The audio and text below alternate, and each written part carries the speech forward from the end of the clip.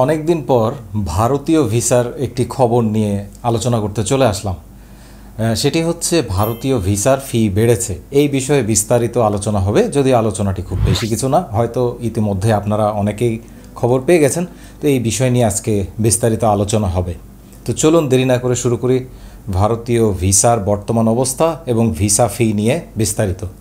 প্রথমেই কথা হচ্ছে যে ভারতীয় ভিসা আবেদনের ফি বেড়েছে। এখানে উল্লেখ্য যে ভারতীয় ভিসা আবেদনের ফি বেড়েছে মানে এমবাসি বা হাই কমিশন যে ভিসা ফি বাড়িয়েছে তা কিন্তু না, ভিসা অ্যাপ্লিকেশন সেন্টার ভিসা বাড়িয়েছে। ভারতীয় হাই কমিশন আগেও ভিসার জন্য কোনো ফি নিত না, এখনও তারা ভিসার জন্য কিন্তু কোনো ফি নেয় না। যেই ফিটি নেওয়া হয়, অর্থাৎ এতদিন যেটি নেওয়া হতো এখনও যেটা নেওয়া হচ্ছে এবং ৯ তারিখ পর্যন্ত হবে আগস্ট মাসের ২০২৫, সেটা হচ্ছে ৮০০ টাকা সকল ভিসা সেন্টারে, এবং সাথে কিছু ব্যাংক চার্জ থাকে ৮২৪ টাকা বা ৩০ টাকা বা ৪০ টাকা, এরকম কিছু ব্যাংক চার্জ সহ এরকম একটি ফি প্রদান করতে হয়। এই ফিটি কিন্তু প্রদান করতে হয় স্টেট ব্যাংক অফ ইন্ডিয়াকে, কারণ স্টেট ব্যাংক অফ ইন্ডিয়া ভারতীয় হাই কমিশনের হয়ে আমাদের কাছ থেকে বা ভিসা প্রত্যাশীদের কাছ থেকে ভিসা আবেদনের যত ফাইল আছে সেই ফাইলগুলো তারা জমা করে এবং জমা করে সেগুলো ভারতীয় হাই কমিশনে তারা পাঠায়।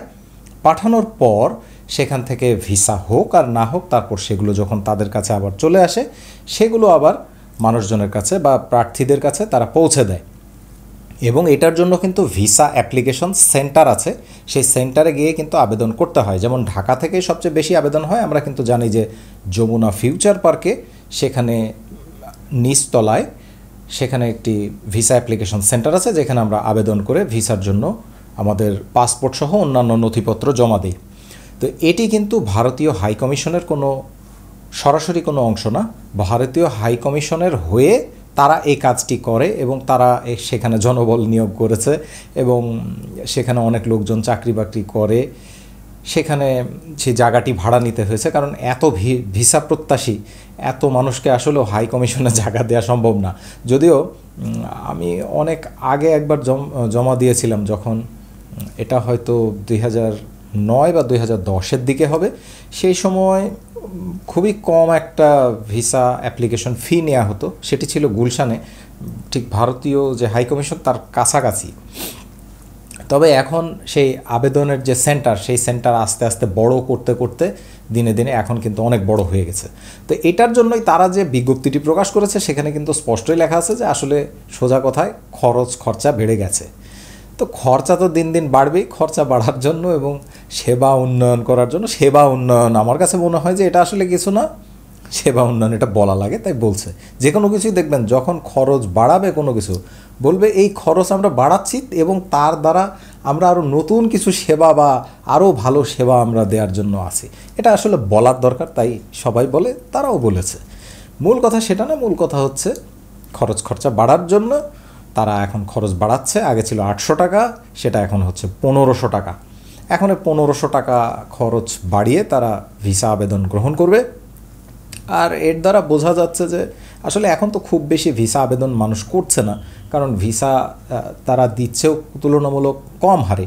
কিছু কিছু মেডিকেল ভিসা দিচ্ছে, কিছু ডাবল এন্ট্রি ভিসা দিচ্ছে। ডাবল এন্ট্রি ভিসা হচ্ছে যারা অন্য দেশের এমবাসি বা হাই কমিশন ফেস করার জন্য ভারতে গিয়ে থাকেন, তাদেরকে ডাবল এন্ট্রি ভিসা দিচ্ছে। তাও এই ভিসাগুলোর হার কিন্তু খুব বেশি না, অনেকটা কম। তারপরও তারা কেন ভিসা ফি এখন বাড়ালো? এখন ভিসা ফি বাড়ানোর এটা একটা কথা হতে পারে যে সামনে তারা হয়তো ব্যাপক হারে ভিসা দিবে, এই কারণেই আগে থেকেই তারা এখন থেকে প্রস্তুত হচ্ছে যে যখন ব্যাপক হারে দেওয়া শুরু করলো তখন হঠাৎ করে একটা ফি বাড়িয়ে এটা জনগণের মধ্যে একটা প্রশ্ন তৈরি হবে। কাজে এখন কম কম দিচ্ছে, এখনই বাড়িয়ে রাখলো, আগে থেকেই বাড়িয়ে রাখলো। আর আসলে কবে যে তারা ট্যুরিস্ট ভিসা বা অন্যান্য ভিসা চালু করবে এটা আসলে বলা খুবই দুষ্কর ব্যাপার, কারণ এটা সম্পূর্ণ একটা ডিপ্লোম্যাটিক বিষয় বা কূটনীতিক বিষয়। এটা কূটনীতিকরাই বলতে পারবে, আর এটা কূটনীতিকদের পর্যায়ে বিভিন্ন বৈঠক হবে, আলোচনা হবে, তাদের পক্ষ থেকে সিদ্ধান্ত আসবে। আমরা ধারণা ছাড়া আর কিছুই করতে পারি না। তবে আশা করা যায় হয়তো এবছর চালু হতেও পারে, স্বল্প আকারে, নাও হতে পারে।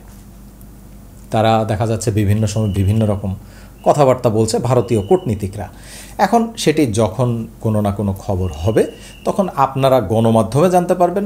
আমার কাছে যদি খবর আসে বা আমি যদি জানতে পারি, আমি আপনাদের পোস্ট দিয়ে হোক বা ভিডিও করে হোক, যেভাবেই হোক আপনাদেরকে জানিয়ে দেব। কারণ দেখা যাচ্ছে যে পড়াশোনার জন্য কিন্তু অনেক মানুষ ভারতে যায়, আরও বিভিন্ন ভিসা আছে, অনেক রকম ভিসাতে কিন্তু ভারতে বাংলাদেশ থেকে মানুষ গমন করে। কারণ পার্শ্ববর্তী দেশ বিভিন্ন কাজ থাকে, ব্যবসায়িক ভিসা থাকে, ব্যবসায়িক ভিসা কিছু কিছু হয়, তাও খুব কম, খুব বেশি একটা না। তবে মূল কথা হচ্ছে এখন ভারতীয় ভিসার হার খুবই কম। মোটা দাগে হচ্ছে যেগুলো, সেগুলো হচ্ছে খুবই কম ক্ষেত্রে, সেগুলো হচ্ছে মেডিকেল ভিসা এবং ডাবল এন্ট্রি ভিসা। আর আরেকটি কথা হচ্ছে যে এই ভিসার যে আবেদনের ফিটা, সেই আবেদনের ফিটা বেড়েছে, এবং আবেদনের ফিটা কিন্তু ভারতীয় হাইকমিশন নেয় না, আবেদনের ফিটা নিচ্ছে স্টেট ব্যাংক অফ ইন্ডিয়া, অর্থাৎ ভিসা অ্যাপ্লিকেশন সেন্টার। যেমন আমরা ভিসা অ্যাপ্লিকেশন সেন্টারটা হচ্ছে এমন, যেমন তুরস্কের জন্য আমরা কিন্তু REI রায়ার্ড বা রেড যেটাই বলি, সেখানে গিয়ে কিন্তু আমরা ভিসার জন্য আবেদন করি। তারা কিন্তু একটা বেশ মোটা অঙ্কের টাকা রাখে, তারা কিন্তু টাকা ভালোই রাখে, 6,000 বা 7,000 এরকম, 6-7 হাজারের কাছাকাছি একটা সংখ্যা তারা নিয়ে থাকে ভিসা আবেদনের জন্য। বা এই ভিসা আবেদন করে তারা এমবাসিতে, তুরস্কর এমবাসিতে তারা এটা পৌঁছে দেবে এবং আবার গ্রাহককে যথাসময়ে পাসপোর্টটা ফিরিয়ে দেবে। শুধুমাত্র এই কাজের জন্য তারা ফি নিয়ে থাকে। তো এখন স্টেট ব্যাংক অফ ইন্ডিয়া এই ফিটা বাড়ালো। এখন কি আর করা, যেহেতু বাড়াচ্ছে, যারা ভিসা আবেদন করবে তাদেরকে দিতেই হবে, অগত্যা, আর কোনো উপায় নেই। তো এই ছিল আজকের মোটামুটি তথ্য। আর আমি মূলত ভারতীয় ভিসা নিয়ে তেমন কোনো বিষয় নিয়ে এখন আলোচনা করি না, যদিও আপনারা অনেক প্রশ্ন করে থাকেন। আসলে আলোচনা করব কি নিয়ে, তথ্যই যদি না থাকে বা তেমন বলার মতো কিছু না থাকে, কি আলোচনা করব? আন্দাজে তো এখন একটা বিষয় নিয়ে অনেক কথা বললে বলাই যায়, এই হচ্ছে ভিসা, এই আর কিছুদিনের মধ্যেই হবে, এই একটা খবর পাওয়া গেল, এই খবরের দ্বারা বোঝা যাচ্ছে এইভাবে হয়ে যাবে। আসলে এসব বলে আমার মনে হয় না কোনো লাভ আছে, আশা করেও কোনো লাভ নেই। যখন হবে তখন আপনারা খবর পেয়ে যাবেন। আর আসলে একটা বিষয়, আগ্রহের বিষয় থাকেই, কারণ হচ্ছে অনেক মানুষের আসলে দরকার থাকে, সেই দরকারের জন্য দেখা যায় তারাও অনেক আগ্রহ নিয়ে বসে থাকে যে কবে কোন খবর আসবে। তো এই আশার বাণী যেই ব্যক্তি শোনায়, সেই আশার বাণী শুনতেও দেখা যায় তাদের কাছে ভালোই লাগে। তো এই ছিল আজকের আলোচনা। যদি আলোচনাটি আপনার কোনো না কোনো কাজে এসে থাকে তাহলে অবশ্যই একটা লাইক দেবেন। আর এতক্ষণ আমার সাথে থাকার জন্য অনেক ধন্যবাদ। পরবর্তীতে দেখা হবে, নতুন কোনো বিষয় নিয়ে আলোচনা করতে চলে আসব আপনাদেরই সাথে। সে পর্যন্ত আপনাদের সবার সুস্থতা কামনা করে আজকে এখানেই বিদায় নিচ্ছি।